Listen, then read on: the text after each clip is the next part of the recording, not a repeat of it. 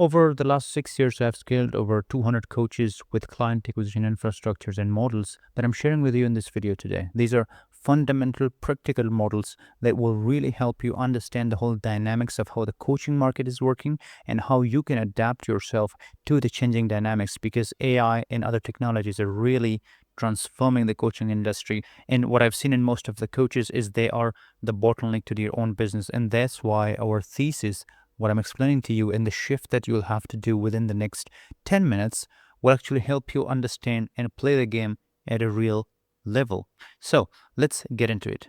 Now, the first thing you need to understand as a coach is to identify if you're in a slavery flywheel. And the big identification marks are if you're under 20K in revenue, which means that you are in more stress, you're worried, you're in survival mode, and your revenue is unpredictable.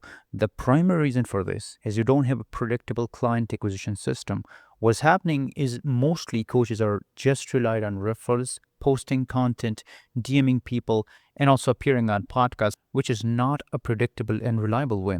When I talk to coaches, they tell me they're in a feast or famine cycle. 1 month is really great, and the next month they don't have anything. And that's why it's worse than a job. They have a high paying job they have created for themselves. And this is the reason they're stuck at the ceiling, 10 to 15K in revenue. They can't pass that. And so first you have to identify that you are in the slavery flywheel.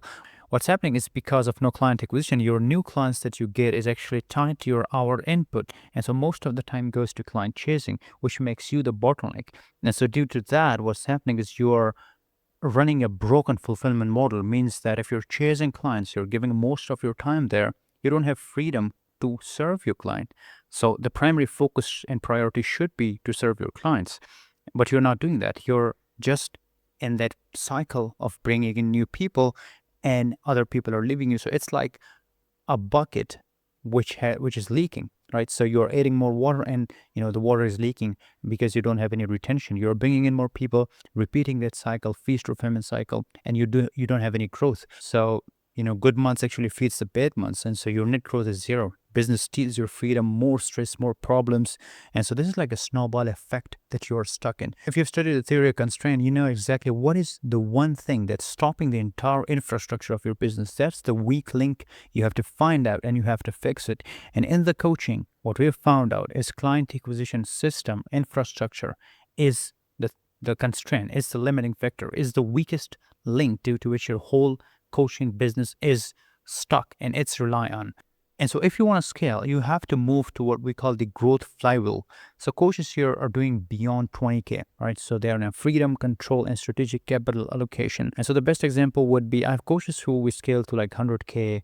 They're doing like 1 million a year in net revenue. And when I explain these case studies to other coaches, they just can't believe it. They simply don't know. They just don't think that they deserve actually.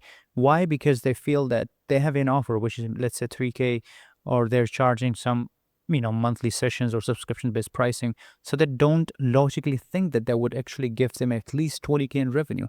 And so they have like a flawed structural offers that they have created based on their perceptions of the market, and they haven't tested out their offers properly within the market. So if you're not following data, if you haven't tested out with proper volume, you don't know what the market wants actually. You're just relying on referrals, which is a bad and hope strategy. You don't have control over that because you don't have any pricing idea. You don't know how to structure the offer. And so those things, the structure of the offer, the pricing, everything comes from market feedback. When you have the volume, when you send out messages to people, when you reach out, when you run ads, when you send out emails, and you do it at scale, that's where you get the idea of the offer structure. And that's what we did. And that's what the models that we developed, only because we knew what the data is telling us. And so the main reason is you have to move towards a growth flywheel. The first thing is a structured offer, which you build, and mostly we help our clients do that. But the actual limiting factor is the client acquisition infrastructure, as I mentioned. So if you delegate the client acquisition infrastructure, or you set up the client acquisition infrastructure, what happens? You spend 0 hours here. Just imagine for a moment, if you're not spending any hour in chasing clients, just imagine the mental load that you have without chasing clients and bringing in this unpredictability, all of the emotional attachments, your mental load, everything just goes away, because it's not about sending out messages. It's about the emotional load, the emotional debt we call, that builds up over time. People just say no to you. You just, something is working, something is not working. You're also putting in your hours. It compounds into something which makes your life miserable. Like, you just don't believe in yourself. Your confidence level drops and you can't deliver to your clients. And so just imagine that part is now gone, giving any time into this part. Like, you don't have any feast or famine cycle now. You're not in survival mode. You're not the bottleneck anymore, because client flow, the client acquisition flow, the throughput we call it, is now autonomous. It's now predictable. That's what we build for our clients. We build a predictable throughput, a predictable flow of clients, which is not relied on their input. And so if you're sleeping or you're not working still, you would get clients. And what happens is now you have all the time to invest in your fulfillment. Like, you have a leveraged fulfillment model. What we do primarily is we want to go with an asymmetric revenue output from the same time input. Mostly what coaches do is they build out an offer where they have just multiple one-on-one sessions. So they take, like, they think linearly. Like, they would invest 1 hour in a session, and they would take like 4 sessions a week, and this is how they charge. But what you should be doing is, the 1 hour session that you're doing, you can do that session with a cohort, like of 5 to 6 people. And so the revenue that you get would be 5 to 7 times more compared to that you're doing in one-on-one. And so the revenue is asymmetrical compared to the same time input, 1 hour that you invested. So that's what we call leverage fulfillment. We don't want to have linear relationship, because you have 24 hours and the maximum you can do would be 8 sessions a week, and still you would be capped at 100K. We don't want that. We want a predictable, leveraged approach. Now, you're not spending time in client acquisition. You're not posting. You're not relying on reference. You don't care, whatever the client acquisition is. Clients are coming to you, the throughput is consistent. You have high leveraged offer, you have a passive income offer, you have an offer which is cohort based, and you also do one-on-one, but now you have high prices because you're now charging from confidence and control, not survival. Because when you are not in a consistent pipeline, you're not getting consistent clients, you go to survival mode.